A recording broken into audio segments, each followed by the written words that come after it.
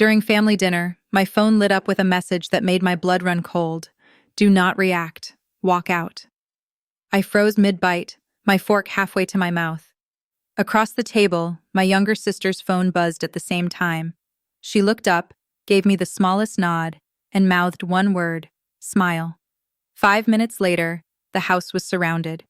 Before I tell you what happened, make sure you subscribe to the channel and comment where you're watching from. My name is Lena Ward. I'm 26 years old, and Sunday family dinners have always been a tradition in our house.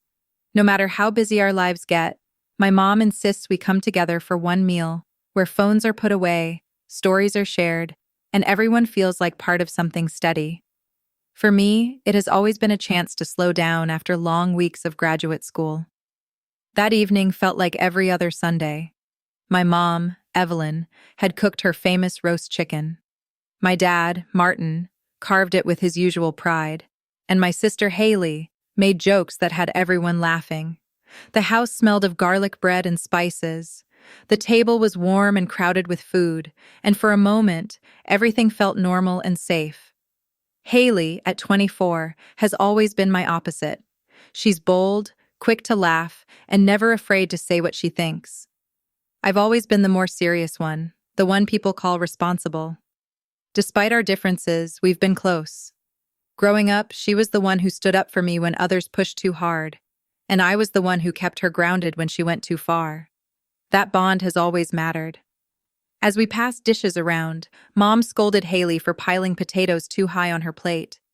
Dad teased me about spending too many nights at the library. It was lighthearted, easy, the kind of family noise that makes you feel safe in the world. I remember thinking that maybe I had taken these dinners for granted. I never imagined that within minutes everything would change, because when that message appeared on my phone, all that warmth and laughter turned into something else, an invisible danger sitting at the table with us. My heart thudded in my chest. And even as I tried to laugh along with my family, I knew something terrible was about to happen. The message on my phone glowed like a warning light. Do not react. Walk out. For a second, I thought maybe it was a wrong number or some cruel joke. But then Haley's phone buzzed, and when she read hers, her smile faded just enough for me to notice. She glanced up, met my eyes, and gave me the smallest nod. Then she mouthed one word. Smile. I forced my lips into something that looked like a smile. Though my stomach was twisting, my fork hovered over my plate as if nothing was wrong, but my hands trembled under the table. I could feel the weight of my heartbeat in my throat. The conversation around me carried on like nothing had changed. My mom laughed at one of Haley's jokes. My dad reached for more bread, and I sat there feeling like the entire world had tilted sideways. I wanted to ask 1,000 questions. Who sent this? Why us? What were we in danger of? But I couldn't move, couldn't speak because the message had been clear. Do not react. Haley leaned back in her chair, still holding her fork, and tilted her head slightly toward me. Under the table, her foot nudged mine. She mouthed again. It's okay. I didn't believe her, but the calmness in her face helped me keep mine. Then my phone buzzed again. Another message. Don't run. Don't let them know, 5 minutes. 5 minutes. My breath caught in my throat.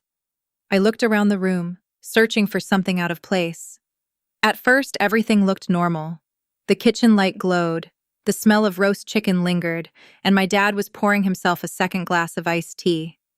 But then I noticed the back door.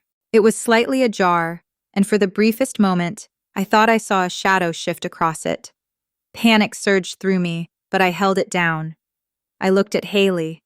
She had seen it too. I could tell from the way her eyes flicked toward the door before she returned her attention to her plate. She gave me another small nod, as if to say, yes, I see it. Just keep going. My mom, always sensitive to moods, narrowed her eyes at me. Lena, sweetheart, are you okay? You look pale. I scrambled for words. Yeah, I'm fine. Just tired. Long day at school. I forced another smile and shoved a piece of chicken into my mouth to keep from saying anything else. Haley jumped in quickly. She's just stressing over exams. Mom, don't worry. She laughed lightly, and the sound, though a little strained, seemed to ease Mom's suspicion. Still, I couldn't shake the feeling of being watched.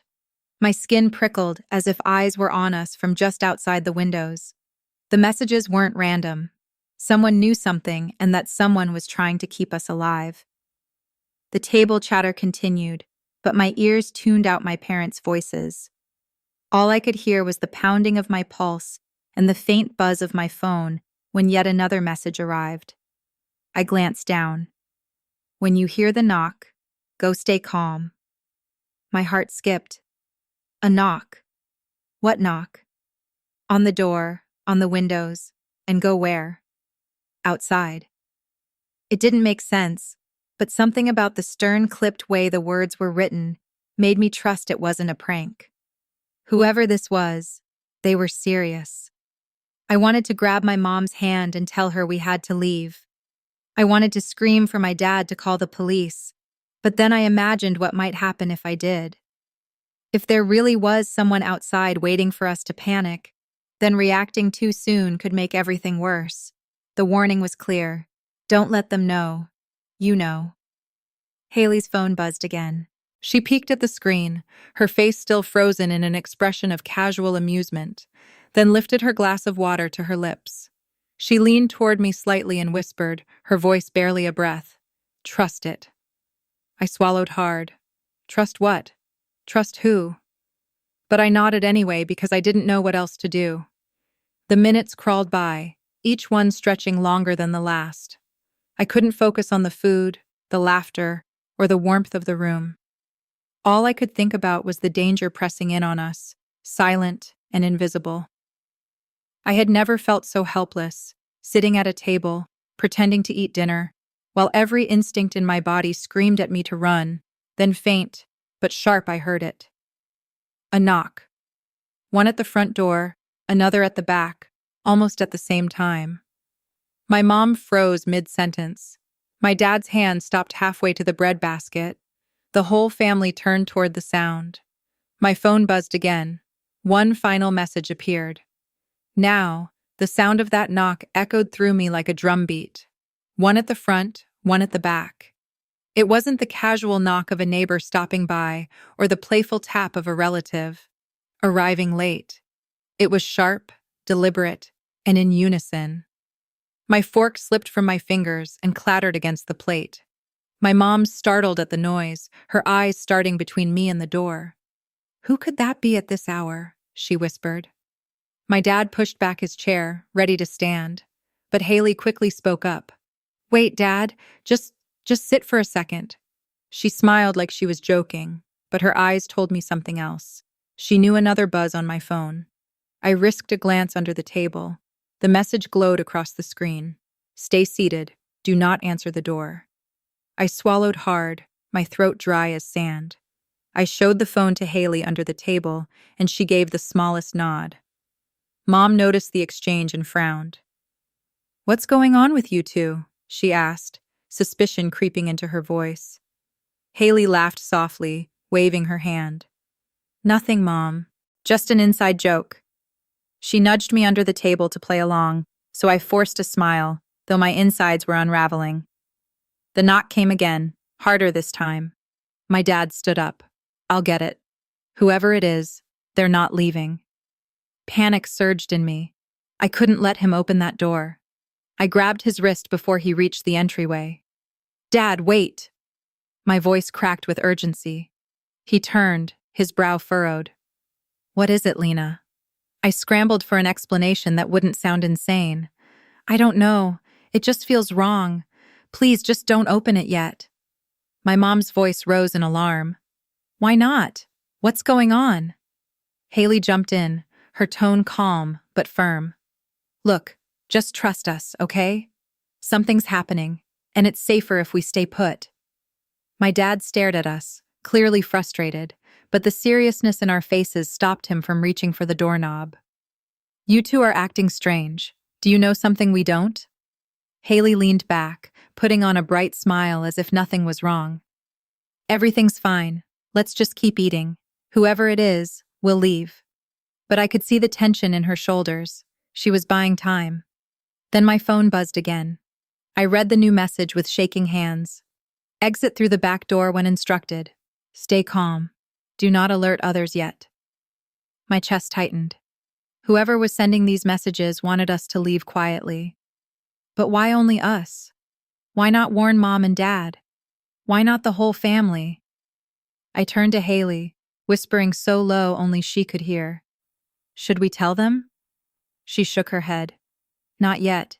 We don't know what's out there. If they panic, we're all in trouble. I hated that she was right. Every instinct told me to protect my parents, but the fear that revealing too much could make things worse gnawed at me. The knock stopped. Silence stretched through the house. My dad sat back down reluctantly, still glaring at the doors. My mom clutched her napkin, her face pale. We sat in that unbearable stillness until my phone buzzed once more. Wait 30 seconds, then walk out the back door. Do not run. Smile if anyone looks at you. My heart hammered so loud I thought everyone could hear it. I looked at Haley, who already had her phone angled under the table. She mouthed together. I nodded. I tried to study my breathing as I pushed back my chair. My mom looked at me curiously. Where are you going, Lena? I forced a smile, just grabbing some air. Too warm in here.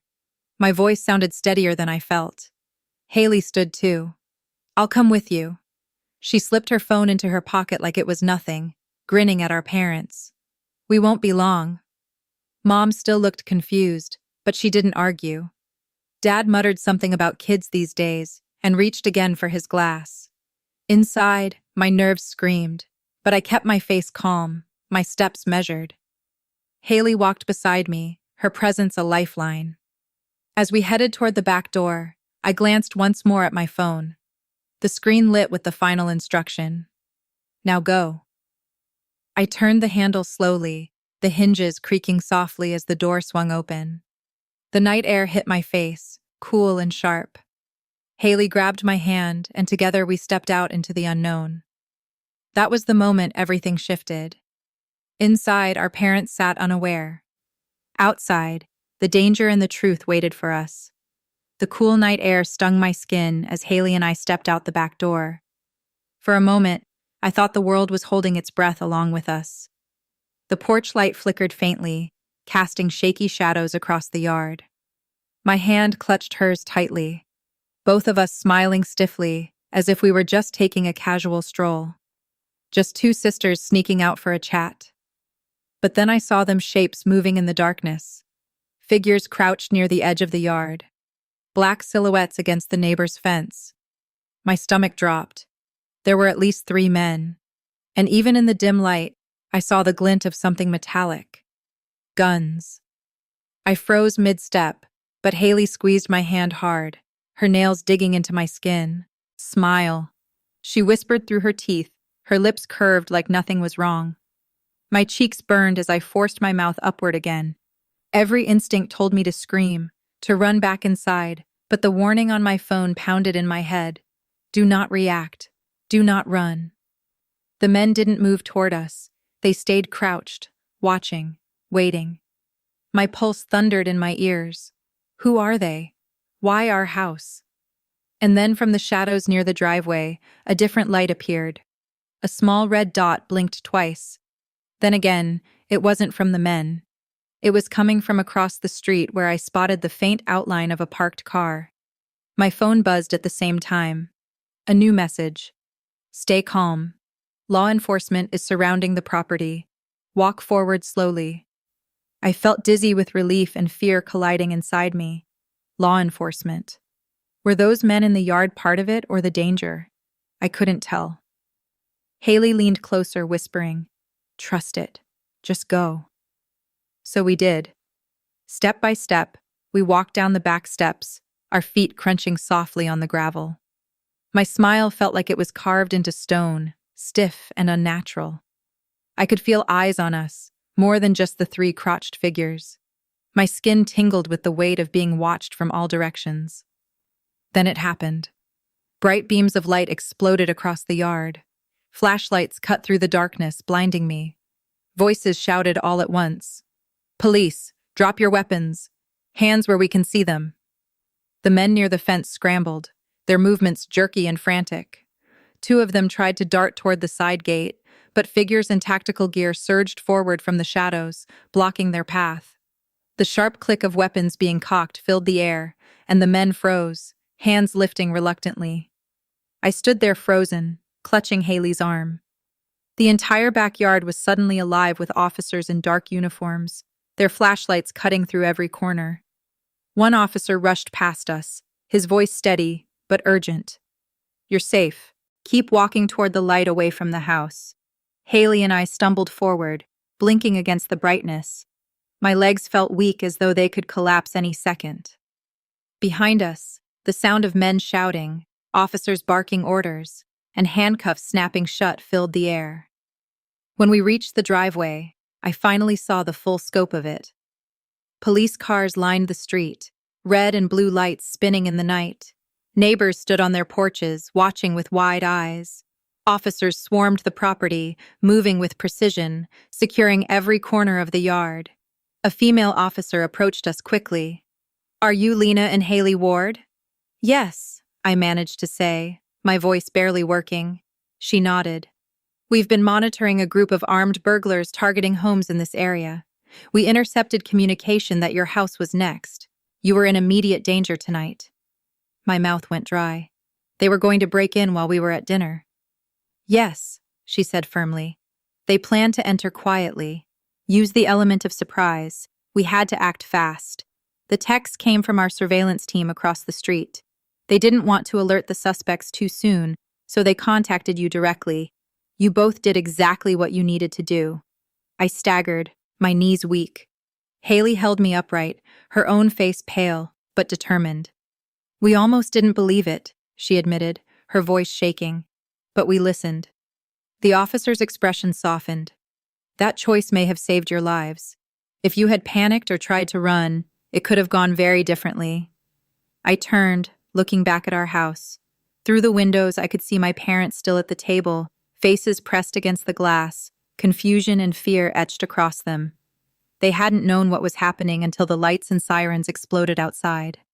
As the burglars were led away in handcuffs, their faces hidden under dark hoods, I felt a strange mix of rage and relief. Rage that they had targeted us, that they had been so close to invading our home. Relief that someone out there had been watching, ready to protect us, even when we didn't know we needed it. Haley squeezed my hand again. I told you to trust it, she whispered. For the first time since the nightmare started, I let out a shaky laugh. Half from nerves, half from gratitude. We were alive.